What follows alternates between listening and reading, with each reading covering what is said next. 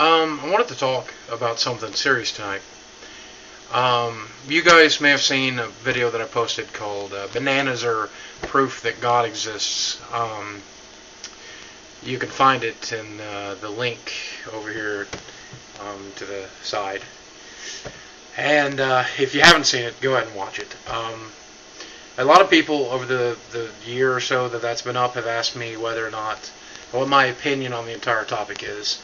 And I wanted to talk to you about religion. So, don't expect this video to be very funny, but it should be conversational and fun. Do I believe that bananas are proof of God exists? Well, it should be kind of obvious if I posted the video. No, and for all the obvious reasons that have been posted in the comments.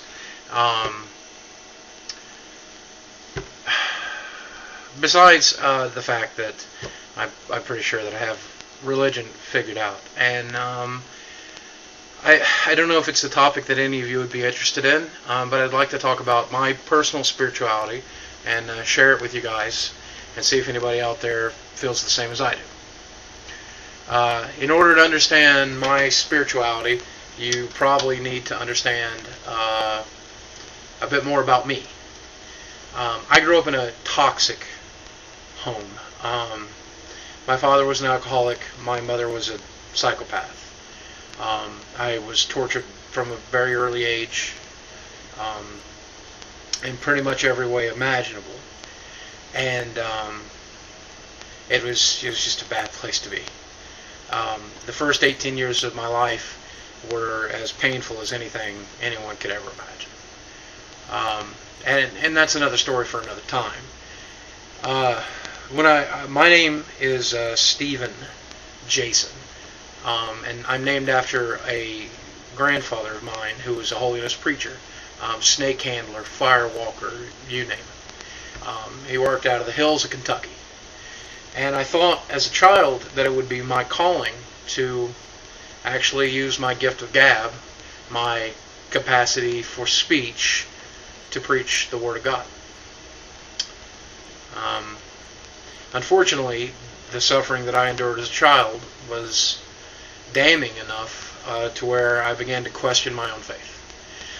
And as an early teen, I turned to the Bible and began to read it for the first time for myself. I planned to go from cover to cover, starting with the Old Testament, and so much of it didn't make sense. There's discrepancies in the book of Genesis. The book of Leviticus is confusing and upsetting. Even with translation guides and the helps of my religious peers, I found the Old Testament upsetting and confusing and faith destroying. And the book of Job, I think, is what single-handedly destroyed my faith. I think the book of Job, after reading it, most people can agree that that is probably not the literal Word of God. The book of Genesis, the book of Leviticus as well, specifically. But if you look at those books, it's difficult to believe that that's the honest-to-God true Word, and that you begin to realize that the book is not meant to be taken as literal. And once you start opening your mind in that direction, it's easy to fall. And I had spent many, many years praying for help, and it never came. And of course, I began my rebellious teenage years, as we all do, and unfortunately, I just stopped going to church, and I stopped praying, and I stopped believing, and things just got worse, and have never really been great. But unfortunately, just the state of things. So ultimately, where I arrived at now as an adult, 34 years old, I think now that there is probably a God and probably a creator. The world is very complex, and it's possible. I mean, I see how it could just happen, but I also seem to think that's unlikely. And it seems to me that something, an alien race, a God, a being, something has set this whole mess into motion. I don't believe that Christ was the Son of God. I think the idea is silly. Nor do I think Muhammad is the son of Allah.